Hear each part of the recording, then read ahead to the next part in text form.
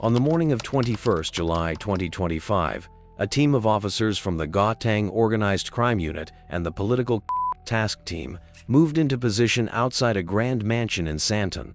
Inside, Katiso Molefe was starting what he thought would be just another ordinary day, but what he didn't know was that in minutes, everything he had built was about to fall apart. The officers moved quickly, forcing open the gates. Molefe didn't run, he didn't fight. There was no shouting or struggle. Within hours, the news spread across the country. The man many knew as a successful businessman was now accused of being the ruthless leader of one of South Africa's criminal networks. This is the story of Katiso Molefe and the rise and fall of the alleged Gauteng Hit Squad Syndicate. To understand why Molefe was arrested on the morning of 21st July 2025, we have to go back to the 20th of November 2022. That was the day his empire began to crumble. It happened in Woodmead, one of Johannesburg's richest suburbs. The morning was just beginning, and the sun cast a warm golden glow over the quiet streets. For a brief moment, everything looked peaceful, but that peace wouldn't last for long. Out of nowhere, the harsh, rapid sound of fire exploded in the air. People on the busy street froze in fear as a luxury car was attacked in broad daylight.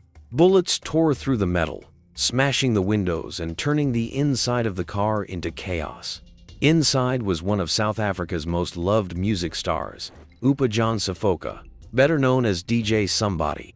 In just moments, his life was ended in a storm of bullets. One of his bodyguards was also leaving the whole country in shock. This was no random. It was not a robbery gone wrong or a case of mistaken identity. The hit was clean, calculated, and done with cold precision. It was an execution carried out in full view of the public. As the news spread, South Africa was thrown into mourning. Fans, friends, and fellow artists poured out their grief. But one question cut through all the tributes. Who wanted DJ Somebody and why? The search for answers would pull investigators into a world far from the bright lights of the music scene. It was a hidden world where power came from money and where disputes were settled on the streets instead of in court, and where a man's enemies could erase him in seconds. At the center of it all was one name, Katiso Molefe, a wealthy and controversial Sandton businessman with a past full of dangerous secrets. To many, Molefe was the definition of success. He lived in Sandton, Johannesburg's most expensive square mile, surrounded by luxury cars, high-end fashion, and powerful friends. His businesses seemed diverse, from logistics to other lucrative ventures, often linked to major government contracts. He carried himself as a man who understood influence, someone who could navigate both corporate boardrooms and political back channels with ease. Molefe lived a life wrapped in luxury. In his personal name, he owned a sleek Mercedes-Benz SL600 worth about 400,000 rands. Through one of his companies, he had a Mercedes-Benz V-Class valued at around 1.8 million rands, as well as a Range Rover worth roughly 1.2 million rands. His wealth went far beyond cars. He has a 17 million rand mansion in Sandhurst, one of Johannesburg's most elite neighborhoods, and a 3 million rand home in Winchester Hills. When it came to income, Molefe painted himself as a successful businessman. He claimed to earn about 200,000 rands each month from ventures in real estate, insurance, logistics, vehicle sales, and construction. There are no specific details about the companies, but it was clear he operated across multiple industries. Even though the public saw Molefe as a successful man, prosecutors soon found something much darker. Behind the fancy suits and charming smile, they said, was someone running a dangerous empire. According to them, Molefe wasn't just a businessman. He was a crime boss who funded a team of hired using his money to buy silence, loyalty, and, when necessary, spill. This was not the first time Molefe's name had been linked to serious crimes. His history with the law stretched back decades and crossed international borders. In 2004, when he was 40 years old, British police raided a flat in North London. Inside, they found Molefe and two accomplices, along with a disturbing stockpile. 25,000 ecstasy pills, over 5 kilograms of cannabis, several firearms, including a submachine and semi-automatic. The investigation went deeper. Authorities discovered a massive shipment, 825 kilograms of high-grade cannabis, smuggled from South Africa and hidden inside electrical transformers. The scale of the operation was staggering, pointing to an international network built on illegal trade. Molefe was convicted in the UK for serious trafficking. Around the same time, he was also caught using a fake passport to travel. These crimes showed more than just someone willing to break the law. They revealed a man who wasn't afraid to take big risks, who had deep ties to the criminal world, and who knew how to use violence and deception when needed. So when his name came up in connection with the death of DJ Somebody, it wasn't really a shock. The only people who were surprised were those who didn't know what he was capable of. Someone as famous as DJ Somebody was like an earthquake in South Africa. News of his assassination spread quickly, and the shock was felt far beyond the music world. For the South African Police Service, the pressure was intense. They needed answers, and they needed them fast. When they arrested the man they believed had ordered the hit, Katiso Molefe, it felt like a huge step forward. But experienced detectives knew that a man like Molefe would never get his hands dirty himself. A hit of this scale needed trained men willing to pull the trigger without hesitation, men who saw as a job. The investigation soon uncovered 3 names that would become central to the case: Michael Pooltow, Musa Kekana, and Floyd Mabusela. These were the men the state claims were the According to police, they were the muscle of the operation, the ones who turned Molefe's alleged order into the brutal ambush that ended DJ Somebody's life. As detectives dug deeper, they found a piece of evidence that changed everything. It was the itself. Forensic experts studied the shell casings from the wood meat and traced them to an AK-47 rifle. This was the fired the bullets that DJ Somebody. But when police checked its ballistic fingerprint in the national database, they found something chilling. This wasn't the first time it had been used. The rifle was a ghost, passed quietly from one to another, leaving a trail of bodies behind it. Every crime scene it touched told the same story: a clean, targeted hit carried out by professionals. This was not an isolated attack. It was the work of a for-hire network operating in the shadows, marking Gauteng with its signature. The ballistics report blew the case wide open. Cold cases that had gathered dust for months, even years, were suddenly alive again. Each one was linked to the same AK-47, and each one showed just how dangerous and ruthless this syndicate truly was. 8 months before DJ Somebody was in March 2022, another well-known figure from the entertainment scene, Hector DJ Vintos Buthelezi, was down in Soweto. Like DJ Somebody, he in a drive-by. At the time, his seemed like a tragic but isolated incident. But now, police could prove that the exact same rifle that DJ Somebody had also ended DJ Vintos's life. The link between the two was undeniable, raising disturbing questions about whether these DJs had crossed paths with the same dangerous people. The same also tied the syndicate to the of Armand Swart in Midrand, a man who was never supposed to die. Swart had blown the whistle on a corruption case, but investigators believe the had not been sent for him. Their real target was his neighbor, a high-profile figure caught up in another criminal investigation. Swart was simply in the wrong place at the wrong time. One mistake, one wrong face, and he was gone.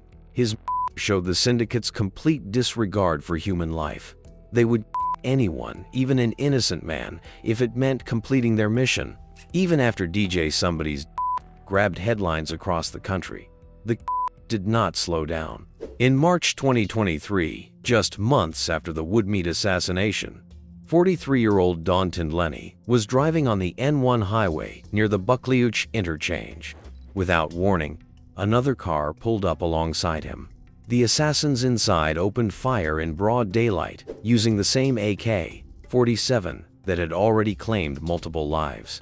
Tindlini was instantly. The attack was like something out of a crime film, only this was real, and it sent a clear message. The hit squad was still out there, still working, still lethal. From the streets of Soweto to the quiet roads of Midrand and the busy highways of Johannesburg, the same had left a trail of. Every had the same pattern, the same signature. This wasn't a random crime. It was planned, organized, and paid for. And at the heart of it all, police said, was the man now in their custody. Katiso KT Molefe, accused of funding a squad, with a string of killings all tied to the same weapon, and several suspected hitmen already in custody. The prosecution turned its attention to one goal, proving that Katiso KT Molefe was the man orchestrating it all. To convince the court, they would need more than just suspicion.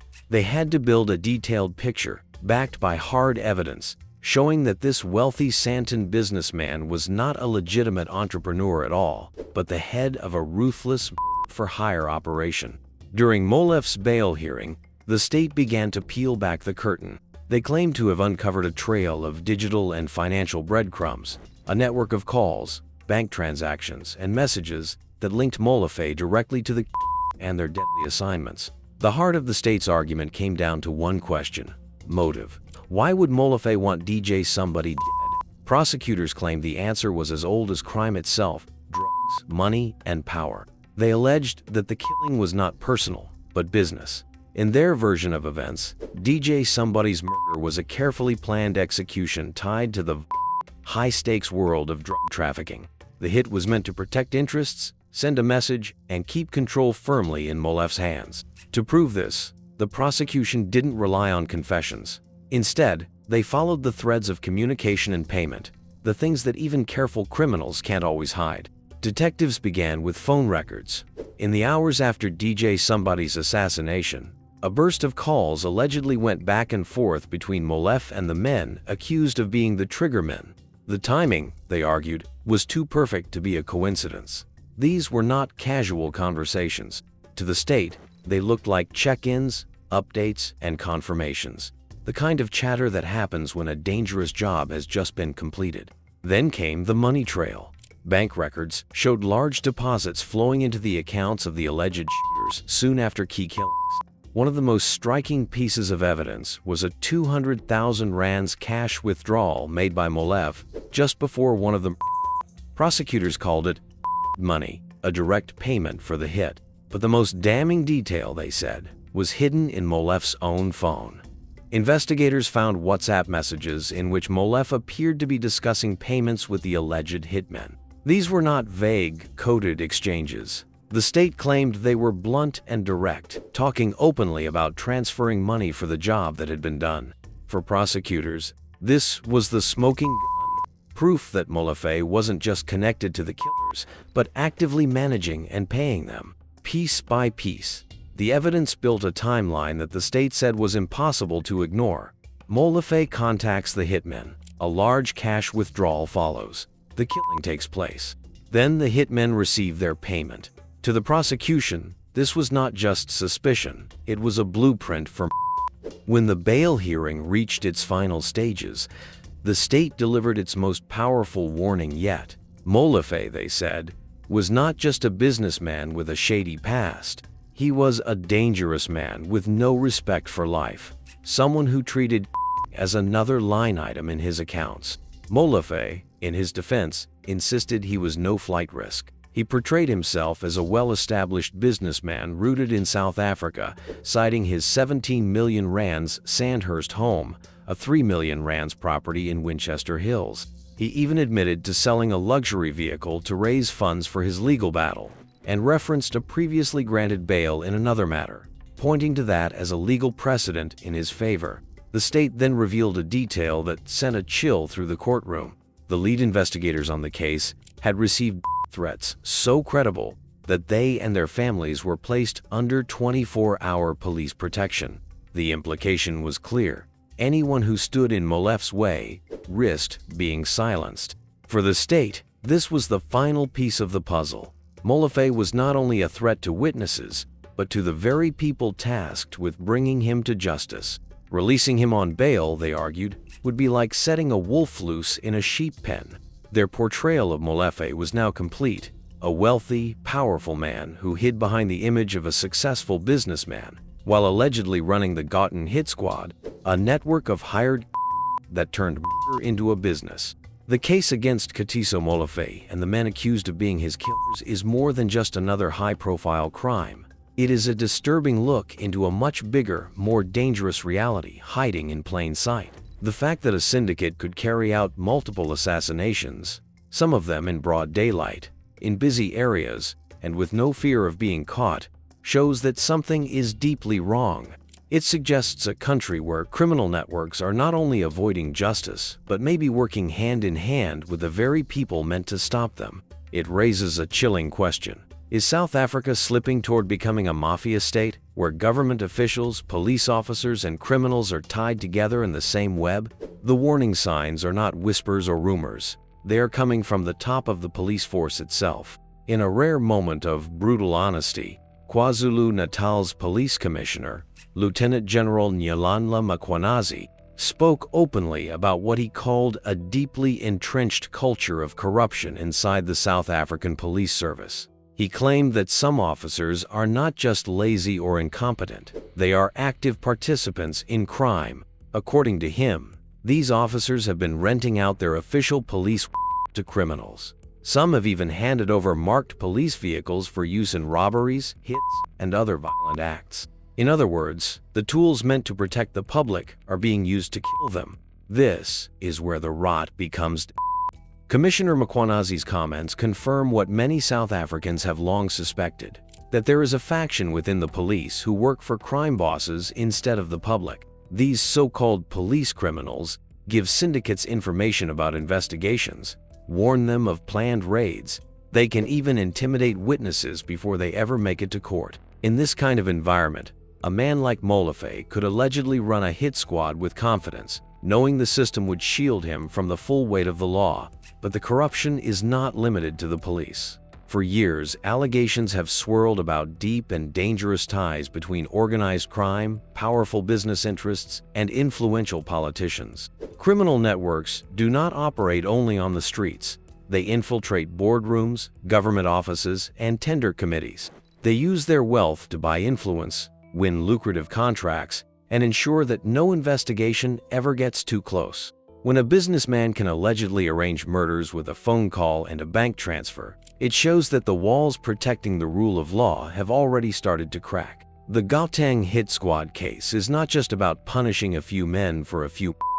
It is about deciding what kind of country South Africa will be. This trial is a small battlefield in a much larger war, one between those who believe in justice and those who profit from fear. If the state fails to convict, it will send a dangerous message that money and power can still buy protection, no matter the crime. The verdict will be about more than Katiso Molefe. It will be a test of whether South Africa's justice system can stand firm against the pressure of the underworld. It will show whether the country is willing to root out the corruption that feeds its own version of the SA Mafia, or whether the shadows will keep growing, swallowing the nation in violence and lawlessness. While there is no confirmed public record explaining the exact personal events or decisions that pushed Katiso KT Molefe into the world of organized crime, we can look at the forces that often shape such men. These patterns, seen again and again in the rise of syndicate bosses, help us imagine the path he may have walked. For many who reach the top of high-level crime, the starting point is the hunger for power, status, and wealth that seems impossible to achieve by playing fair. In communities or industries where opportunity feels locked away behind walls of corruption or inequality, that hunger can grow sharp and impatient. For a driven man, the legitimate path to success might appear too slow, too uncertain. The illegal economy, with its promise of fast money and instant influence, can feel like a shortcut to the life they believe they deserve. Molefe's presence in the world of logistics and government tenders placed him in an arena where competition is fierce and the rewards are enormous. It is easy to imagine how small shortcuts could have been taken at first, perhaps justified as smart business moves, only for those compromises to draw him further into a darker network where the stakes rose and the dangers multiplied. What may have begun as bending the rules can, over time, lead to a point where there is no safe way back. The world a man moves in often decides the choices he will make. If the people around him treat bribery, smuggling, or fraud as everyday business, then criminality can start to feel normal. Molefe's 2004 conviction in the UK shows that by that time, he was already part of a sophisticated underworld. It hints at years of building connections and learning the mechanics of cross-border crime. Men who enter this life rarely walk in blind. They are often pulled in by mentors or partners who open the doors to illicit wealth, showing them not just the profits, but the power that comes with them. Once that door is stepped through, it rarely closes again. Thriving at the top of such a world demands a certain kind of mind. The leader of a criminal syndicate is not simply a thug with resources. He must be a strategist, able to manage people, read situations, and plan moves far ahead. He needs the charm to inspire loyalty, the ruthlessness to remove threats, and the discipline to keep both his legal and illegal worlds running without collapsing into each other. To allegedly run a hit squad while presenting the face of a respectable businessman requires an almost split existence. One hand shaking deals in boardrooms, the other stained with the who stand in the way. Men like this tend to believe they operate outside the ordinary rules of society. They see themselves as building an empire where they alone set the law, enforced by fear and the promise of reward.